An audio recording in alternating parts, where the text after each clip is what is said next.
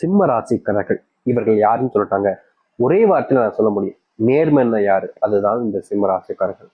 இவர்களுடைய வாழ்க்கையில எப்பவுமே சரிங்க, யாருக்கும் துரோகத்தையோ இல்ல யாருக்கும் ஏமாற்றத்தையோ கொடுக்க மாட்டாங்க. ஒருத்தங்க இந்த சிம்ம ராசிக்காரர்களை நம்பிட்டாங்கன்னா போதும், அவர்களுக்காக தன்னுடைய உயிரை கூட கொடுக்குவாங்க. அவ்வளவு இதுக்கு ரொம்ப மற்றவங்க மேல அன்பையும் வைப்பாங்க, மற்றவங்களுக்கான நம்பிக்கையும் கொடுக்க தான் செய்வாங்க எப்பவுமே.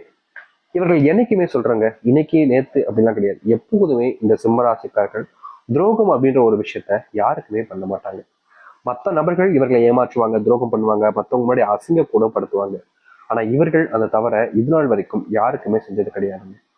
மற்ற நபர்கள் நம்மளால கஷ்டப்பட்டுருவாங்களோ, மற்றவங்க நம்மளால காயப்பட்டுருவாங்களோ, மற்றவங்க நம்மளால வருத்தப்பட்டுருவாங்களோ அப்படின்றதுக்காக இவர்கள் எப்போதுமே செய்யக்கூடிய ஒரு விஷயம் என்ன தெரியுமாங்க, யாரையும் கஷ்டப்படுத்தக்கூடாது, யாரையும் அவமானப்படுத்தக்கூடாது, யாரையும் அசிங்கப்பட வைக்கக்கூடாதுன்றதுக்காக சிம்மராசிக்காரர்கள் அந்த அளவுக்கு உண்மையா இருப்பாங்க எல்லோருக்குமே.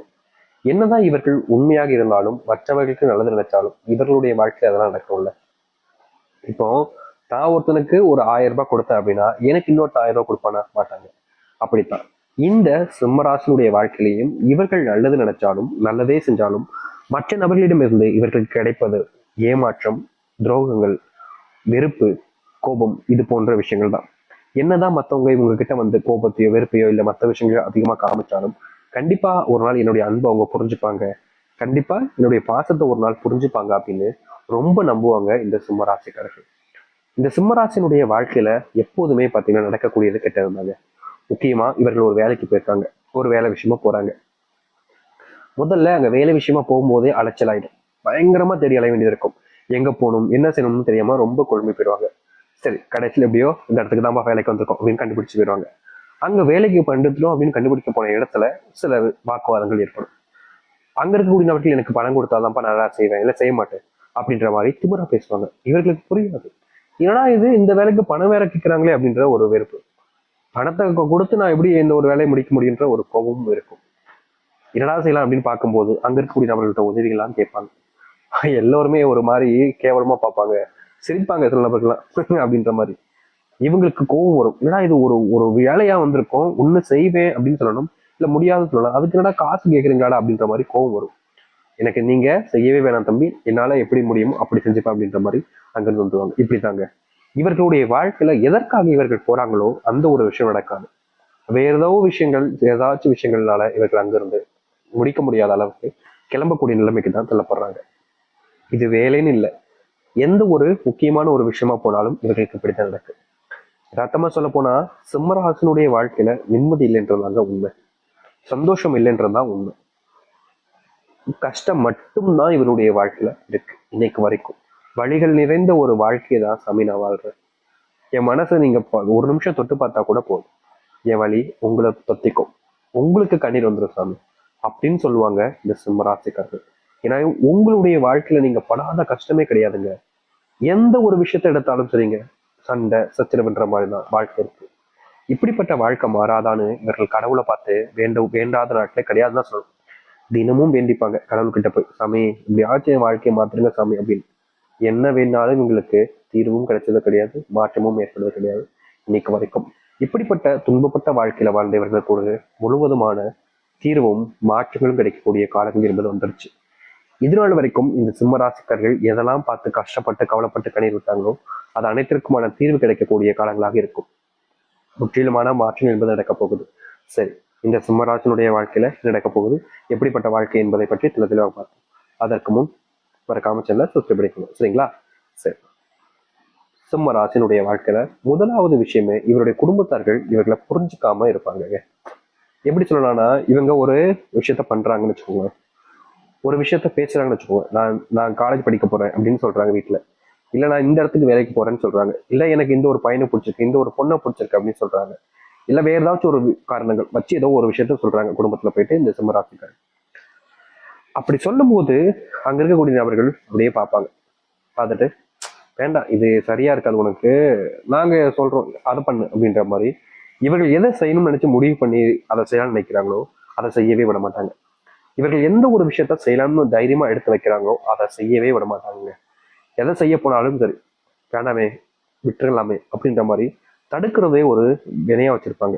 இவர்களுடைய வாழ்க்கையில இந்திய நாள் வரைக்குமே இந்த சிம்மராசிக்காரர்கள் எந்த ஒரு விஷயத்த பண்ணாலும் சரிங்க, எப்போது பார்த்தாலும் சரிங்க, இவர்கள் செய்யக்கூடிய விஷயத்த யாராவது ஒருத்தங்க வந்து தடுத்துக்கிட்டே இருப்பாங்க. இவர்கள் நல்லது நடக்கணும்னு செய்யக்கூடிய விஷயங்களை கூட பல நபர்கள் நல்லதே உங்களுக்கு நடக்கக்கூடாதுன்ற மாதிரி தடுப்பாங்க.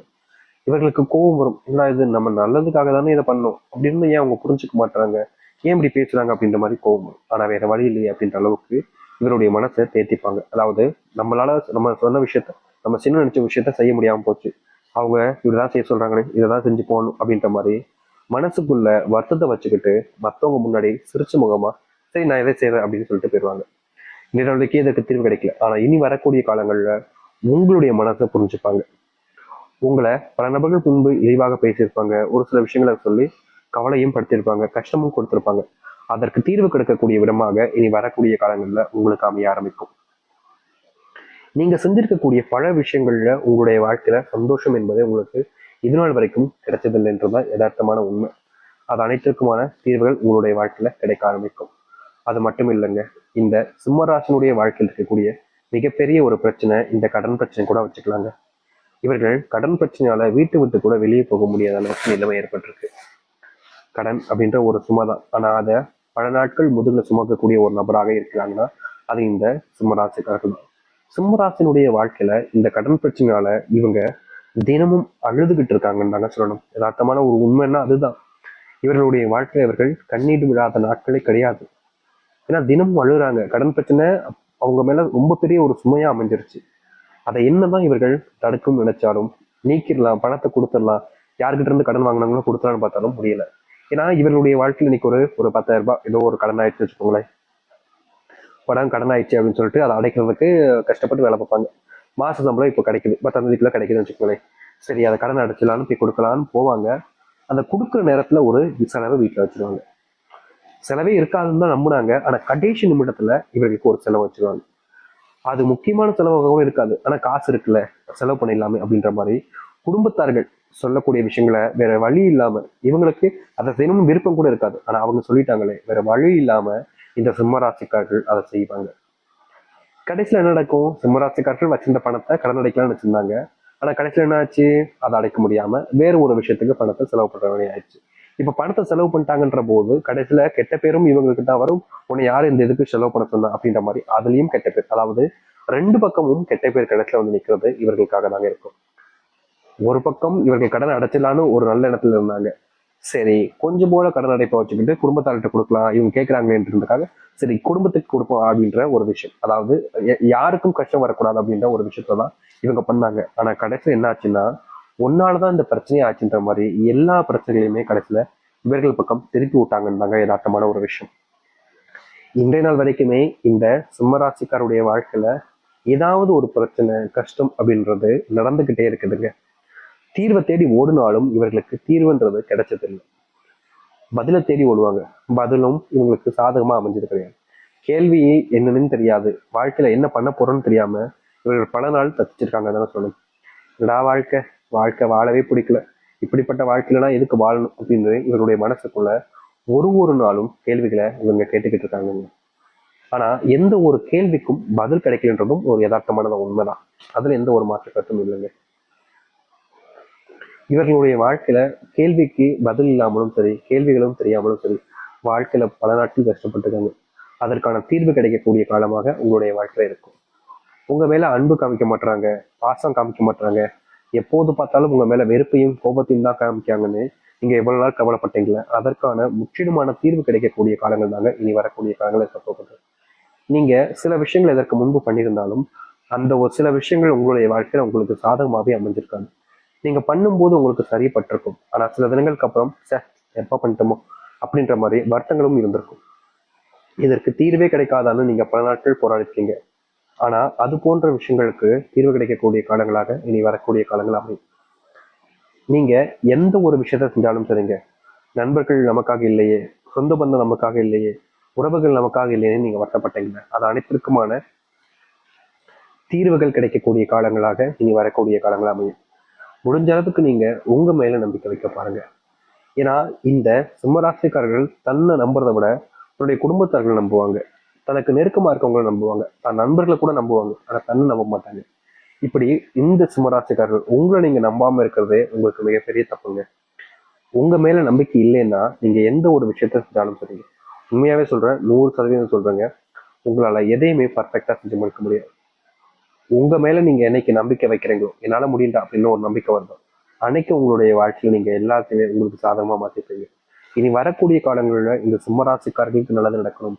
எந்தெந்த விஷயங்கள்ல துன்பம் வந்தாலும் அதெல்லாம் வந்து நல்லதாகவே வாழ்க்கை அமையணும்னா நம்பிக்கை தாங்க முதல்ல வைக்கணும்.